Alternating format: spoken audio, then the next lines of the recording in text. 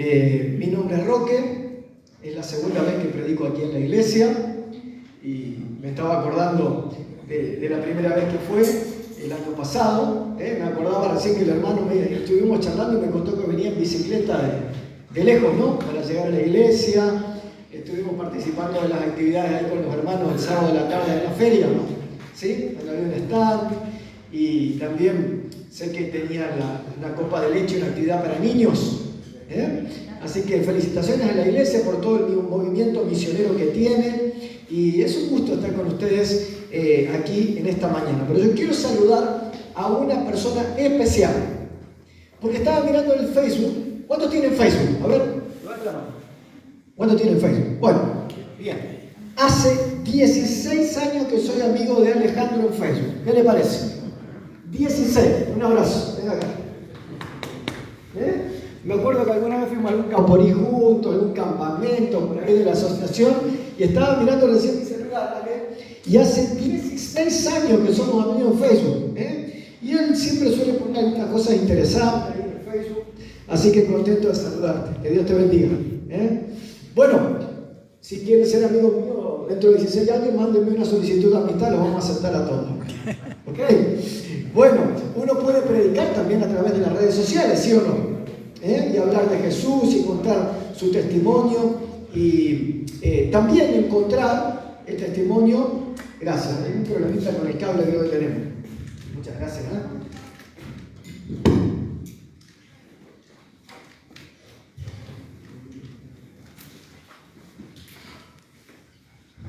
Ahora sí, les decía que también podemos encontrar palabras de esperanza, palabras de ánimo. Y uno piensa a veces, bueno, ¿cómo vamos a predicar el Evangelio tan rápido? Todos podemos hacerlo a través de las redes sociales, porque en un instante podemos compartir un texto bíblico, un pensamiento bíblico, una palabra de esperanza, y siempre hay alguien que lo necesita y el Espíritu Santo se encarga de que esa persona encuentre lo que vos subiste. ¿Amén? Amén. ¿Amén? Muy bien. Bueno, saben que hay una historia en la Biblia con la cual me identifico mucho. Ustedes ya se van a dar cuenta por qué. Es el capítulo 15 del libro de San Lucas. San Lucas, capítulo número 15. Tenemos aquí 3 parábolas. ¿Qué eran las parábolas? Eran metáforas o historias que Jesús utilizaba para que la gente común, como nosotros, pudiéramos entender mejor la palabra de Dios. ¿Ok? Entonces Jesús tenía allí en el capítulo 15, Él va a contar 3 historias, 3 parábolas.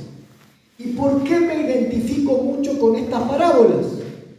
Porque creo que debo ser la única persona aquí en la iglesia esta mañana que le pasa lo que pasa en estas parábolas. Vivo perdiendo las cosas. ¿Dónde está el celular? ¿Quién me lo agarró? Pero peor que eso es cuando no tenés batería y no encontrás el cargador. Decime si no. Algunos se transforman cuando no encontrás el cargador del celular. Peor que eso es perder, ¿qué? La billetera. ¿Quién me la agarró? ¿A dónde la dejé? Bueno, hoy ya no solemos tener mucho dinero en la billetera, pero tenés el documento, el registro de conducir, las tarjetas de crédito, la credencial de la obra social. ¿Perder la billetera? La vida entera. Es un dolor de cabeza, ¿sí o no? ¿Está? Bueno, algunos pierden al marido, a propósito, otros pierden la suegra, eso lo felicito. Hay cosas que se perdieron. A ver, ¿cuántos pierden cosas acá? ¿O soy el único?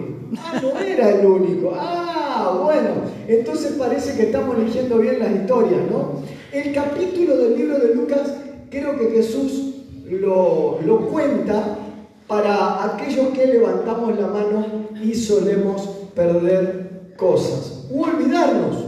Algunos entran 3 veces a la casa porque salen, me olvidé tal cosa, van a buscar, salen, pero me faltó tal otra y vuelven de vuelta a entrar. El capítulo 15 fue escrito con ese objetivo. Tiene 3 parábolas. La primera es la parábola de la oveja perdida. La segunda es la parábola de la moneda perdida. Y la tercera es la parábola del hijo pródigo. Son elementos que estaban, que los tenían, pero se perdieron. Y en las tres hay dos características que se repiten, o dos actos que se repiten. Primero, algo se pierde, pero es encontrado. Y segundo, cada vez que eso que se perdió es encontrado, hay tanta felicidad, hay tanta alegría, hay tanto regocijo que se hace una fiesta. ¿Se van a acordar? Cosas que se pierden o personas que se pierden, que son encontradas, y cuando son encontradas, ¿qué pasa? Se hace una fiesta. Vamos a repasarla rápidamente. La parábola de la oveja perdida. Qué bonita que es. ¿Sí? Porque dice que un hombre que tiene 100 ovejas, versículo número 4, se le pierde una de ellas. ¿Y qué hace? Bueno, me quedo con la 99. Son un montón. Si se perdió una, y bueno, era posible que una se perdiera. ¿Eso es lo que hace el pastor? No. Dice que encierra las 99 en el corral y va en busca de la oveja que se pierde. Y la busca, la busca, la busca, la busca, la busca, ¿hasta qué? La encuentra. Hasta que la encuentra. Y cuando la encuentra, la trae nuevamente al corral, la pone sobre sus hombros gozoso, y al llegar a su casa reúne a todos sus amigos, versículo 6, a todos los vecinos, y les dice: alégrense conmigo, porque he encontrado mi oveja que se había perdido. Habrá más gozo en el cielo por un pecador que se arrepiente que por 99 justos que no necesitan de arrepentimiento. Entonces, si Jesús estuviera personalmente con nosotros hoy aquí en la iglesia Santa Fe Sur, ¿saben qué estaría haciendo? Yo creo que estaría parados al fondo viendo quién faltó hoy. ¿Dónde está la hermana María que estaba sentada ahí hace 3 sábados que no viene? Hay que ir a buscarla. ¿Dónde está el hermano Jorge que solía sentarse allá atrás hace 3 meses que no viene? ¿Qué le pasó? ¿Está con problemas? ¿Está desanimado? ¿Tiene problemas familiares? ¿Está enfermo? ¿Se enfrió espiritualmente? ¿Y qué haría Jesús? Y termina el culto. ¿Qué hace? Se va a buscar. ¿Cuántos dicen amén? Amén. Amén. Miren la segunda parábola. La parábola de la moneda perdida. Dice: ¿o qué mujer tiene 10 monedas y se pierde una? Prende la luz, barre la casa, se fija abajo de la cama, abre ahí en el freezer. ¿Saben que hay gente que guarda dinero en el freezer? Por si vienen los ladrones. Espero no haberle descubierto el secreto. La caja fuerte a ninguno, ¿no? Soy mi hija abajo de la televisión, atrás del sillón. ¿Dónde dejé la plata? ¿Perdiste alguna vez plata que vos la guardaste y no te olvidaste dónde? Es terrible, ¿no? Pero ¿qué dice la parábola? ¿Qué dice la parábola de la moneda perdida? Dice que cuando la encuentra, esta mujer busca a las amigas y vecinas y le dice: gócense conmigo porque he encontrado la moneda que había perdido. Así digo que hay más gozo delante de los ángeles de Dios por un pecador que se arrepiente. Pero no quiero hablar más de esas dos parábolas, quiero referirme a la parábola del hijo pródigo. No voy a leer toda la historia, la voy a resumir, pero cuenta la historia que había un hombre muy rico, porque las evidencias del texto bíblico dicen que este hombre tenía campo, tenía empleados, tenía sirvientes, tenía animales, y en ese tiempo tener todo eso era señal de que tenía mucha riqueza. ¿Y tenía cuántos hijos? 2. Y el menor de los hijos le dice a ese padre rico, que proveía todo lo que los hijos necesitaban: papá, quiero que me den la herencia que me corresponde, me voy. Y juntándolo todo, dice la Biblia, no muchos días después, se fue a otra ciudad lejana. Y comenzó a malgastar toda la herencia que el padre le había dado, viviendo perdidamente en placeres del mundo. Hasta que un día, cuando se le acabó lo que tenía, se encontró solo, enfermo, descalzo, con hambre. Y los amigos que tenía mientras tenía dinero, ¿qué pasó? Se fueron. Cuando ya no le quedaba nadie, los amigos se fueron. Hasta ahí la historia. Hasta ahí la historia. Ahora, yo me he puesto a pensar mucho en esta historia. Y trato de imaginarme cosas que la Biblia no dice que pasaron, pero yo creo que pasaron. Primero, no fue de un día para el otro que el hijo le dijo al padre: papá, dame la herencia, mañana me voy. Uno no toma una decisión así de un día para el otro. ¿Sí o no? Esto sí, evidentemente, este muchacho lo venía pensando. Venía siendo seducido por los placeres del mundo, por las luces del mundo, que a veces te encandilan, porque en realidad esta parábola tiene un significado muy claro. ¿Quién es el padre amante que provee, que vela, que se preocupa por sus hijos? ¿Quién es? Dios. Es Dios. ¿Quién es ese hijo o esos hijos? Los que integramos el pueblo de Dios, los que estamos en la casa del Padre. ¿Y qué es la casa? La iglesia. Y saben, uno no toma, mis hermanos, la decisión de irse de la iglesia de un día para el otro. Es un proceso. Uno comienza a pensar: ¿y qué sentido tiene ir a la iglesia? Si en el mundo puedo estar mejor, puedo divertirme mejor. Atención los jóvenes de la iglesia ahora, ¿no? Atención los jóvenes de la iglesia. Satanás se va a encargar y va a hacer todo lo posible para que vos creas que afuera vas a estar mejor. Y al principio te va a mostrar evidencia de que afuera vas a estar mejor. Te estás perdiendo un montón de cosas lindas por estar acá en la iglesia.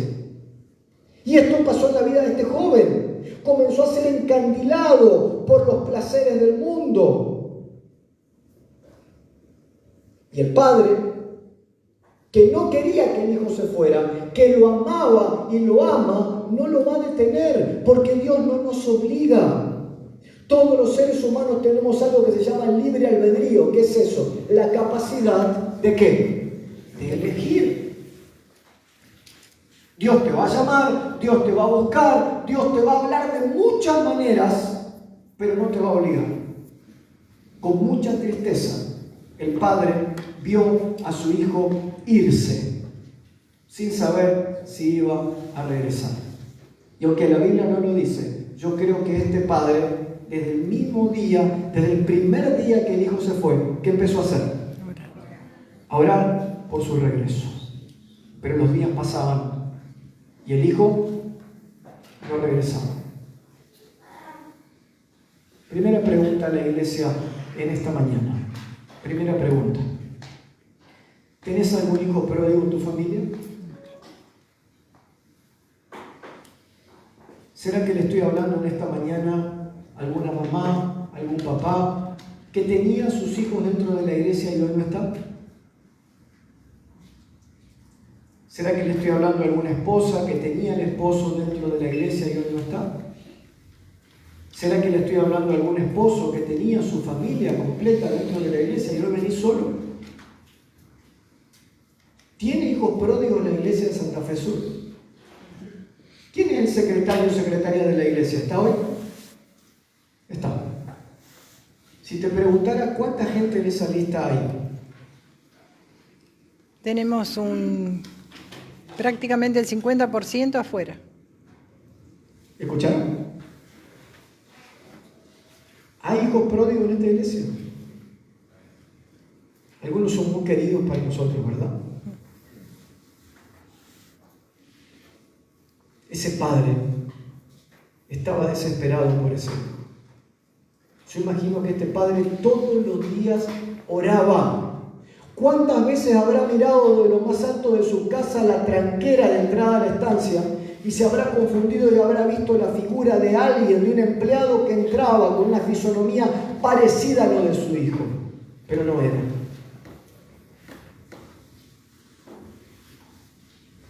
Pero oraba. Por eso yo quiero decirte, papá, mamá, si tenés un hermano que es un hijo pródigo, un sobrino, un amigo, no dejes de orar. Pastor, pero hace 10 años que se fue. No dejes de orar. Pastor, pero hace 20 años que no viene. No dejes de orar. Porque cuando vos orás, habilitás al Espíritu Santo a trabajar y a llamar a esa persona y la va a llamar hasta la última gota de oxígeno que esa persona respire. ¿Cuántos creen esto? Dicen amén. No dejes de orar. No dejes de orar. Porque vos ni te imaginás lo que puede estar haciendo Dios en la vida de esa persona en este mismo momento que yo sé que tenés en mente a esas personas. Yo sé que las tenés en mente. Dios tiene millones de formas de llamar, de buscar, de tratar, de encontrar, de hablar a los corazones. Pero no tenemos que dejar de orar. Deja de eso. No sé cuántos serán esos 50% que la hermana me decía, pero yo imagino que deben ser por lo menos 50, 60 personas. Y familias.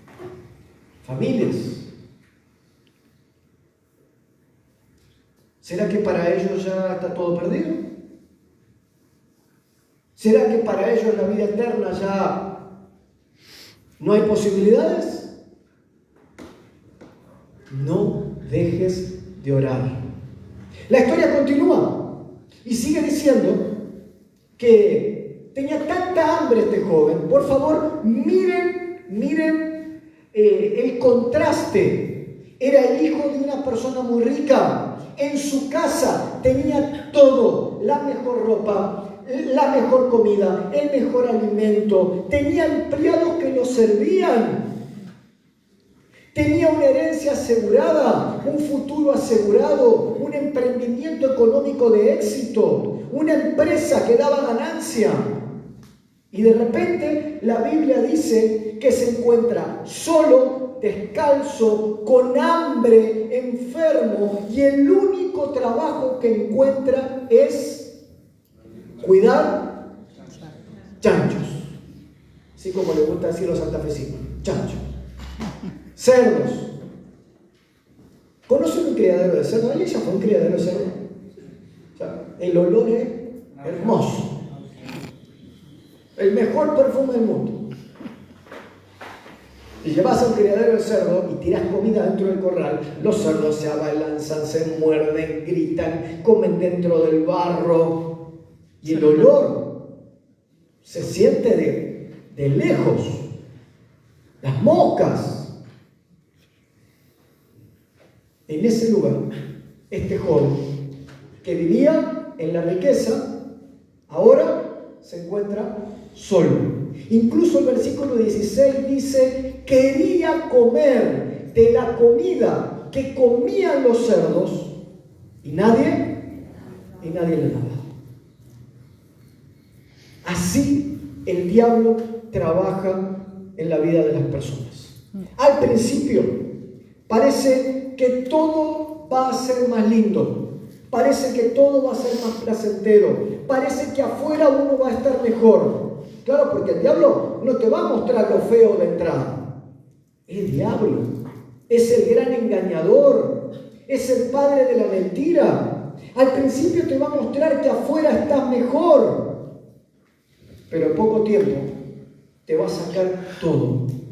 Te va a sacar la felicidad, te va a sacar la familia, te va a sacar la salud, te va a sacar la esperanza y va a tratar de destruir tu vida porque ese es su objetivo. Miren cómo dejó este joven de tenerlo todo en la casa de su padre que lo amaba, ahora se encuentra en un corral de cerdos en el campo, solo, con hambre. Hasta se habrá contagiado de los piojillos de los cerdos, posiblemente. Tenía el mismo olor que tenían los cerdos si dormía con ellos. Eso es lo que el diablo produce en la vida de las personas que lamentablemente un día toman la decisión de irse. Y vuelvo un paso para atrás en la historia.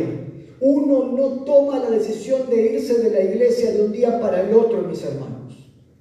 Es un proceso que comienza cuando yo todos los días dejo de orar. Cuando no tengo un momento del día antes de salir al trabajo, antes de ir a la fábrica, antes de ir al taller, antes de ir al negocio, antes de ir a dar clase, antes de lo que fuera, comienza ese proceso de abandono de la casa de Dios cuando yo no tengo ¿qué? Una vida de oración. La Biblia dice que debemos orar por lo menos ¿cuántas veces por día? 3. Ese proceso comienza cuando yo no leo la Biblia todos los días. Ese proceso comienza cuando, pudiendo venir al culto de oración o a la reunión del grupo pequeño, me quedo mirando la serie en casa. Ese proceso continúa cuando voy para el sermón. Ya no vengo a la escuela sabática. Ese proceso tiene pasos. Hasta que un día encuentro la mejor excusa, porque para echarle la culpa a alguien vamos a encontrar excusa en la iglesia, ¿sí o no? El pastor Roque. Andaba por la peatonal de Santa Fe, pasé por al lado y ni me saludó. Ya no voy más a la iglesia, si ni te saludan. ¿Vas a encontrar una excusa o no? Escucha esto, incluso a veces vas a tener razón en la excusa que presentas. La mayoría de las veces vas a tener razón. Y te vas. Porque excusa para irse está lleno. Hermano, en la iglesia es un hospital. Los que venimos, desde los pastores hasta el último, estamos enfermos. No hay nadie perfecto. Pero si hay alguien orando por vos que te fuiste, si hay alguien clamando al Señor por vos que te fuiste, si hay alguien que aunque aparentemente no pasa nada, hace 10 años que estoy orando por mi esposa, hace 10 años estoy orando por mi esposo, hace 10 años estoy orando por mi hija que se fue y no vuelve, si hay alguien orando, ahí está la diferencia. Porque el versículo 17, por favor, si lo pueden proyectar ahí, creo que lo estaban haciendo, ¿no? Versículo 17, ahí está la clave. Dice, volviendo en sí, el hijo pródigo dijo, en la casa de mi padre hay abundancia de pan. Y yo aquí me estoy muriendo de hambre. ¿Por qué ocurre esto? ¿Por qué llega este pensamiento a la cabeza de este joven? ¿Por qué en ese momento él vuelve en sí? Por la oración del Padre y la obra y el trabajo del Espíritu Santo. ¿Qué quiere decir volver en sí? ¿Que antes qué? Antes no sabías lo que estabas haciendo. Estabas desorientado, tomando malas decisiones. Cuando un ser humano vuelve en sí, quiere decir que para volver en sí, antes de volver en sí, estaba un poco ¿qué? ¿Y sabe qué? Yo reafirmo eso. En medio del cumplimiento de las señales de la venida de Cristo, que se cumplen todos los días, en un mundo de inseguridad, en un mundo de tinieblas, en un mundo de desastres, en un mundo de odio, en un mundo de angustia, cuando todo lo que está pasando nos asegura enfáticamente que falta poco para que Cristo venga otra vez, hay que estar loco en este tiempo para irse de la iglesia. ¿Cuántos creen eso? Dicen amén. Pero la iglesia no es perfecta. Porque tampoco el arca de Noé era perfecta. La Biblia dice que vino un diluvio y Dios llamó a todos para que se preparen y cuando empezara a llover entraran dentro del arca. Los únicos seres humanos que entendieron y creyeron fue Noé y su familia. Pero ¿quiénes más entraron en el arca? Animales, que el Espíritu Santo llamó. Escucha esto. Hasta los animales escuchan y entienden la voz de Dios, la voz del Creador. Y entraron al arca, y el diluvio llegó, y hubo un cataclismo universal, olas de metros de altura. Las compuertas de los cielos se abrieron, salió agua desde la fuente del abismo del planeta, volaban las rocas por el aire. Elena de White dice que el mismo Satanás temió por su vida de tanta potencia de Dios. Quiero hacer una pregunta. ¿Dónde había salvación? ¿Adentro del arca o afuera del arca? Adentro. ¿Dónde había salvación? Adentro. Pero no estaba cómodo adentro del arca. Vos te sentabas a comer y la mesa se movía para acá, se movía para allá, el plato se iba para allá, había goteras, había mucha humedad, más que en Santa Fe. Y después había que trabajar. ¿Quién iba a ir a limpiar lo que hacían los elefantes? ¿Quién iba a limpiar lo que hacían las gallinas? Y yo lo de las gallinas, más fácil, ¿no? Había algunos problemas dentro del arca entre los integrantes de la familia que estaban ahí adentro, ¿sí o no? Como hay problemas dentro de la iglesia también. Pero ¿dónde hay salvación? ¿Adentro o afuera? ¿Adentro o afuera? Adentro. Dice que el hijo pródigo volvió en sí, hermanos. Se dio cuenta del error que había cometido y decidió regresar. Y preparó una explicación para el padre. Por favor, presten atención a lo que viene ahora, porque es una de las cosas más importantes de la historia. Duele. Es una de las cosas más importantes de la historia. Él dijo, voy a regresar a la casa de mi padre y le voy a decir así. Escucha bien, le voy a decir así. Papá, no te pido que me reconozcas nuevamente como tu hijo, porque sé que metí la pata, porque sé que me pasé de la raya. Por lo menos, contratame como a uno de tus empleados, esos que viven allá en la casa del fondo, donde viven todos los sirvientes, porque ahí voy a estar mejor que acá entre los cerdos. Y empezó a pensar todo un discurso que le iba a decir al padre. Y regresa. Pero el padre, ¿qué hacía todos los días? ¿Qué hacía? Oraba. Y cuando el padre lo ve venir, lo ve entrar por la tranquera de la estancia, ¿qué dice la Biblia? ¿Qué hizo? Que me venga a pedir perdón, que se arrodille, que se arrastre, que aprenda. ¿Eso hizo el padre? La Biblia dice que salió corriendo, hermanos. ¿Y qué hizo? Se echó sobre su cuello y lo abrazó y lo besó. ¿Le habrá importado al padre el olor a chancho que tenía el hijo? ¿Le habrá importado al padre la ropa mugrienta que tenía el hijo? ¿Le habrá importado al padre que los piojos caminaban por la cabeza de ese hijo?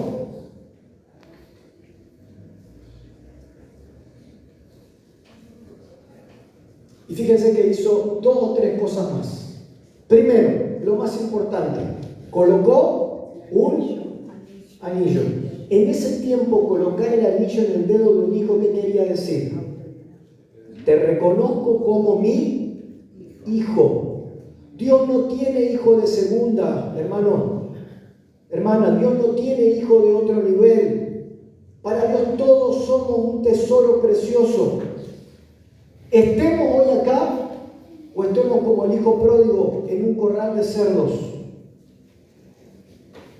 Cuando el padre coloca un anillo en el dedo del hijo, le está reconociendo como su hijo legítimo. Papá, yo aunque sea quiero ir a vivir allá, ni lo dejó hablar, ni lo escuchó. ¿Qué ir a vivir a dónde? Vos sos mi hijo, vos vas a vivir en la casa principal, vos vas a tener todas las cosas que tenías antes de que te fueras. Y dice rápido, traigan vestidos nuevos y vístanlo. Y eso es lo que el Señor hace cuando vos pedís perdón, cuando regresás. Te saca esa ropa sucia, te saca esa ropa con olor a cerdo, te saca esa ropa que te llevó por malos caminos, te saca la suciedad. Si tus pecados fueren rojos como la sangre, vendrán a ser como blanca lana. Si tus pecados fueren rojos como el carmesí, vendrán a ser blancos como la nieve. ¿Cuántos dicen amén? Y el Padre lo recibe y hace una cosa más. Perdónenme los que son vegetarianos, pero dice la Biblia que hizo eso. ¿Qué mandó a matar? La milanesa de soja más gorda que había, ¿no? Hicieron un asado, hermano. ¿Sí o no dice? Dice, comamos y hagamos fiesta, porque mi hijo estaba muerto y ha revivido. Termino contando una historia personal. Mis padres tuvieron 2 hijos, yo, el mayor, y mi hermano Nicolás, quien le llevo 9 años. De chiquitos, mi mamá nos llevó a la iglesia, una iglesia muy parecida a esta, allá en Buenos Aires, y yo le llevo 9 años a mi hermano. Mi hermano fue a la clase de cuna, infante, primario, intermediarios, juveniles. Cuando él llegó a la clase de juveniles, yo ya me vine a la UAP a estudiar teología, pero cada tanto regresaba y la notaba triste a mi mamá, porque mi hermano había comenzado a dejar de ir a la iglesia. Fue un proceso, no hubo nada malo, nadie le hizo nada, no hubo ninguna situación, simplemente llegó a la edad de la juventud, los amigos del barrio, los amigos de la esquina, encontró contención afuera de la iglesia. Por eso debemos cuidar que haya actividades para los jóvenes en la iglesia. Y dejó de asistir, nunca renegó de Dios. Conoció una jovencita y se casaron, tuvieron 2 chiquitos. Con el paso del tiempo, mi mamá contrajo una enfermedad terminal, un cáncer de pulmón, y en los últimos momentos de la vida de mi madre, en la cual yo la tenía de la mano, ella me dijo, despidiéndose, Roque, hacé todo lo que puedas para que Nicolás vuelva a la iglesia. Minutos después, mi mamá falleció. Murió con la tristeza de saber de que en ese momento su hijo no estaba en la iglesia. A los 4 años murió mi papá y una vez logré que mi hermano vuelva a la iglesia. Pero fíjese cómo es el diablo. Vinieron a una sociedad de jóvenes el sábado de la tarde, dejaron el auto estacionado en la puerta de la iglesia en la vereda de enfrente. Cuando salieron, se lo habían robado. La vez que logramos invitarlo a la iglesia. ¿Qué creen ustedes? ¿Que el diablo está quieto? ¿Que no va a hacer todo lo posible para desanimarlos? Él no dijo nada, pero cierto dolor en su corazón había. Al igual que a mí, a mi hermano le gusta mucho jugar al fútbol, y como yo vivía en Buenos Aires, una vez a la semana me iba hasta San Miguel, donde él vivía, y jugábamos al fútbol. Y mi hermano tenía una característica muy especial, tenía muchos amigos, pero sobre todo gente de edad. Todos los viejitos del barrio eran amigos de mi hermano. Y mi hermano tenía un tallercito de auto en el fondo de la casa y él había construido 2 bancos de madera largo. Así que mientras él estaba en la fosa golpeando los fierros, ¿no? Metiendo una caja, bajando un motor, arreglando un embrague, y llegaba y había 7, 8 viejitos de brazos cruzados mirando por abajo el auto lo que hacía mi hermano. Contando chistes, hablando con él. Y como a él le gustaba jugar al fútbol, cuando él iba a jugar al fútbol, los cargaba todo en el auto, iban todos a hacerle hinchado. Si uno de esos viejitos, sea la hora que fuera, se enfermaba a la madrugada, mi hermano lo llevaba al hospital. Era una persona de corazón muy grande. Y una vez fui a jugar al fútbol con él y terminó el partido de fútbol y me dice, me duele la espalda. Yo dije, bueno, te habrás golpeado, una mala fuerza, un movimiento. Pero a los 3 días me llama la esposa y me dice, Roque, lo voy a llevar al hospital a Nico porque dice que le duele mucho. Bueno, y está bueno que vaya. Entró al hospital, volvió a la casa, a los 4 días de vuelta, no podía respirar bien. La cuestión es que lo internaron, su salud comenzó a deteriorarse, quedó internado. Ahí logré que lo lleven a la clínica Belgrano, nuestra clínica en Capital Federal, y después de unos días de internación, mi hermano queda en estado de coma. Tuvo una crisis pulmonar, lo tuvieron que intubar, lo tuvieron que dormir. Una persona joven, nunca había fumado, nunca había tomado, no consumía ninguna sustancia, trabajaba al aire libre, arreglando autos, jugaba al fútbol. Me llaman los médicos y me dicen, pastor, queremos hablar con usted. Me llaman los médicos adventistas y me dicen, mira, lamentablemente tenemos que darte una mala noticia. Estamos casi convencidos de que Nicolás tiene cáncer de pulmón avanzado, 35 años, joven, con 2 hijitos, una hermosa esposa, saludable. Yo no podía entender cómo es posible. Pasó 4 días, me llaman rápido de la clínica, me dicen, Roque, Nico despertó, tenés que venir. Fui, lo veo despierto y me dice, te tengo que dar una noticia. Tenía una sonrisa de oreja a oreja. Mientras estaba dormido, varias veces soñé con Jesús. ¿Y qué soñaste?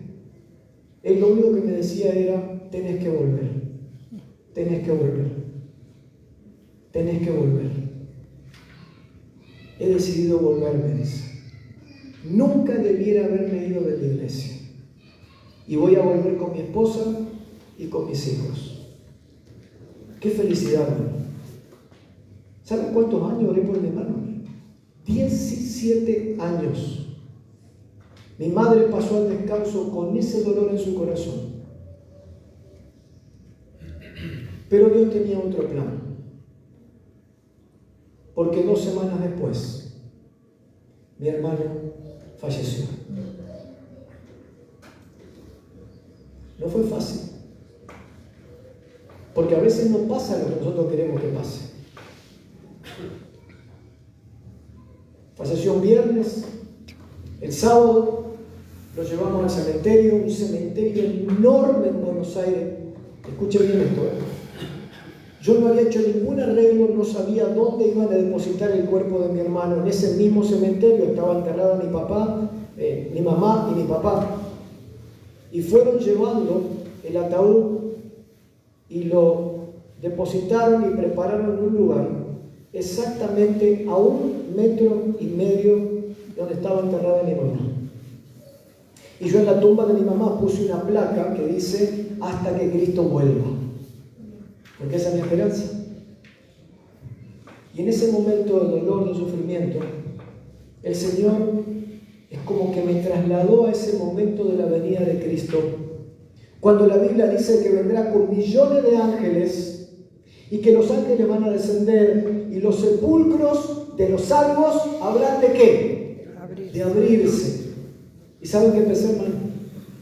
Yo pensé en ese momento cuando mi madre resucite y mi hermano resucite, lo primero que mi mamá va a ver es ¿a quién? A su hijo. A ese hijo por el cual tanto oró y que finalmente en los últimos momentos de su vida arregló las cosas con Dios y decidió volver. Y lo primero que mi hermano va a ver cuando resucite será el rostro de esa madre tan amada que desde pequeño lo llevaba a la iglesia. Yo no sé por qué el Señor decidió llevar al descanso a mi hermano, pero tengo la seguridad de que a lo que a Dios más le importa no es nuestra vida acá en la tierra. ¿Qué es lo que más le importa al Señor? ¿Nuestra vida en dónde? En la eternidad.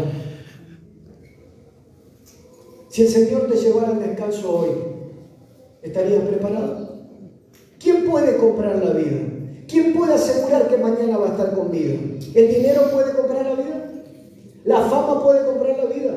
¿El poder puede comprar la vida? De ninguna manera. Pero volviendo a los hijos pródigos. ¿Tenés hijos pródigos en tu familia?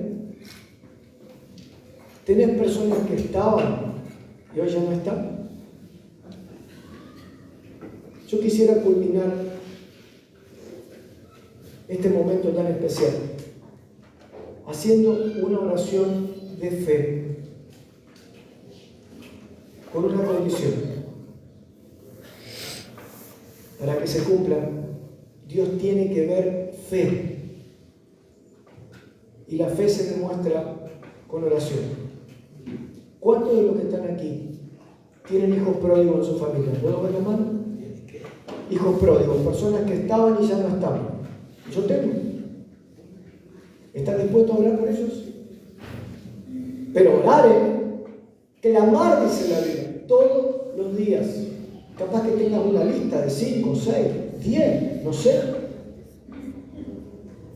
Estamos con los jóvenes de la MEP y con la iglesia, juntos, con un montón de actividades, yendo a buscar gente que no conoce al Señor. ¿Amén? ¿Y qué estamos haciendo por los que estaban y hoy no están? ¿Qué estamos haciendo? ¿Vamos a comenzar por orar? ¿Cuántos se comprometen a orar por los hijos pródigos? ¿Cómo no vamos a orar por ellos?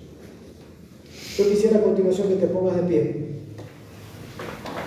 Primero. Y segundo, que tengas en mente a esa persona, a ese hijo pródigo, a esos hijos pródigos, que tengas en mente, tenerlos en mente, por favor. ¿Puede ser? Laura, Roberto, Gabriel, Nicolás, Pedro, Miguel, Agustín, Julia, María, Gabriela. Vos sabés los nombres. Y vamos a presentarlos delante de Dios. Deben ser más de 100 nombres que vamos a presentar ahora delante de Dios. Para en este mismo momento pedirle al Señor que el Espíritu Santo llame, busque, encuentre, insista, exhorte, anime, llame para que regrese. Amén. Inclinemos el rostro. Querido Padre, gracias, Señor, por esta historia maravillosa de tu palabra, que nos habla de tu poder. La historia de la Biblia, Señor, sabemos que es la historia de Jesús corriendo, buscando en los confines de la tierra a tus hijos. Señor, hoy queremos orar especialmente por los hijos pródigos de esta iglesia. Son familiares nuestros, amigos nuestros, seres queridos. Y en este momento, mentalmente, presentamos tus nombres delante de ti.